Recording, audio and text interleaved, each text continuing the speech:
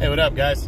Coming to you again this morning. I'm going to make Monday my What's Next day. I'm going to be doing all the What's Next from not the Saturday before, because the way I like to do this with the What's Next categories is, I like to I like to give it about a week and a half. So, like, for instance, I'm talking about Miguel Berchelt, who fought in a main event of an ESPN card on May 11th. That was a little over a week ago. I like to give it a week to get any news, possibly about what they're thinking about doing next, or could be doing next. And then I like to discuss it. That way I got plenty of time to reflect on the fight. And that way I can also give, my recap from the past weekend. So, like, I'll be giving the Deontay Wilder card and the other boxing that took place this past weekend. I'll do that on Tuesday, tomorrow.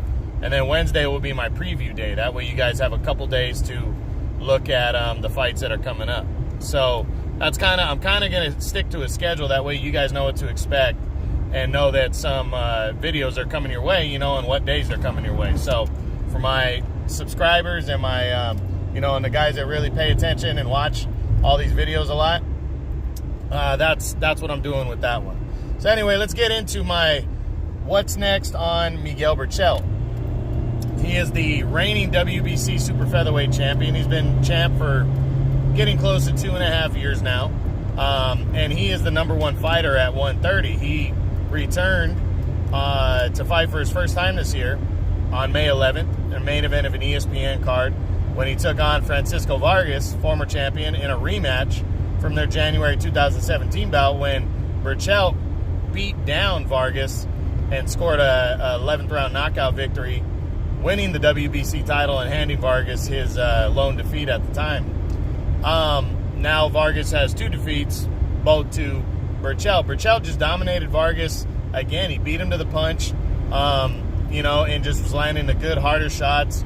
Vargas was putting up a fight, but his shots weren't having near the effect that Berchelt's shots were having on him, and Berchelt was landing at 2-to-1, over 2-to-1 ratio. I mean, he was just totally outgunning him. And after 6 rounds, Vargas's trainer, Joel Diaz, finally called the fight off, which was a great decision.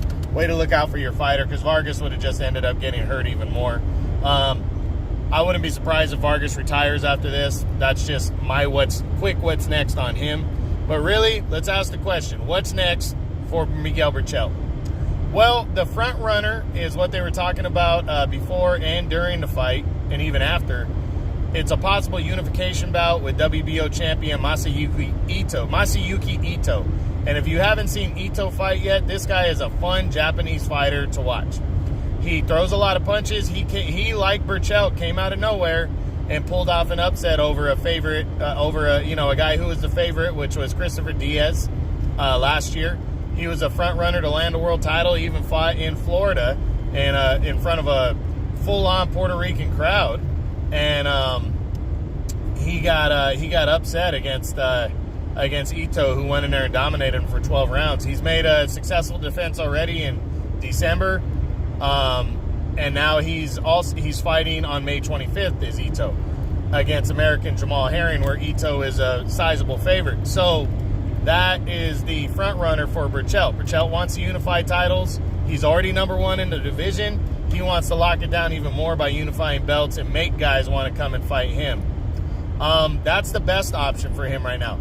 I don't know how many other really good options, at least top 10 guys, he has, because there's not a lot of top-ranked fighters fighting at 130 right now.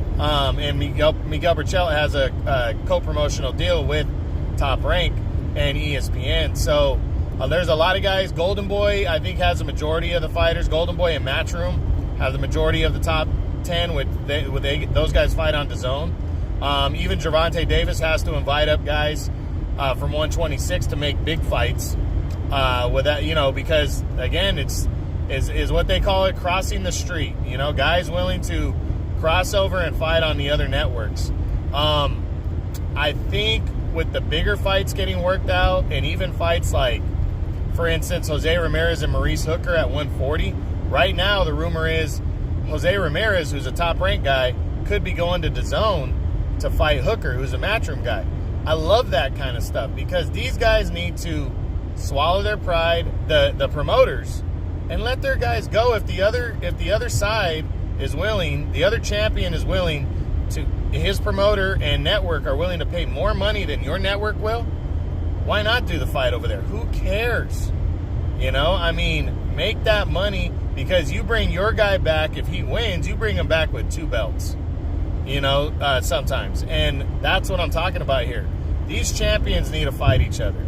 If you're a champion and you got a decent size name along with the guy that you're fighting, and, you know, you're in terms of marketing value, then okay, lean towards the Champions Network. The Challenger should, in my opinion. But if the guy's got a bigger name than you, then go to his network. If he doesn't, you know, and it's not, you know, it's a fight that can be made anywhere, it's even, then whoever's willing to pay the most money on whatever network, people are going to tune in to watch. Canelo is bringing in a lot of subscribers now with what he's doing with DAZN. So a lot of people are going to be watching DAZN more because Canelo's there, and there's a lot of good fighters there. There's a lot of good combat sports. DAZN has Bellator. DAZN has Major League Baseball. They got a lot of entertaining stuff. They're building their brand, and it's going to be really good, guys. You got to check it out, you know, going forward. And these fighters need to start, you know, putting their pride down, and I'm only an ESPN guy. You're not going to end up fighting anybody really good and getting big fights that way. Like I said, Bob Arum, Al Heyman, Eddie Hearn, these 3 titans, and Oscar De La Hoya, these 4 titans, these are the 4 big names. And these guys are controlling boxing right now. And they're also hurting boxing by not, you know, putting their pride down and letting certain guys go to certain networks to fight. You know, so they really need to do that more often. I think it's going to get better going forward, especially with this heavyweight fiasco that we got going on right now. And I'm sorry I kind of went off on this one, but Miguel Berchelt, the #1 fighter in this division, could end up being a victim of this after this proposed fight with Masayuki Ito. He's a big-time name in the division, maybe not a mainstream guy yet, but he's badass. He's been champ for, like I said, almost 2.5 years, and you know, this guy needs to get some love, and he needs to get the best fighters coming over to fight him. And, you know, or he needs to go to them if that's what it takes. I mean, one way or the other, the big fights need to get made. So, I love this guy, though. You guys need to check out Berchelt the next time he throws down. He's a Mexican fighter, you know, he's straight out of Mexico, and he's badass. He can box, too, when he needs to, but he's a heavy hitter. He's young. He's in his prime, and I can't wait to see him fight again. That's it, guys. True boxing, you've been hit with the truth.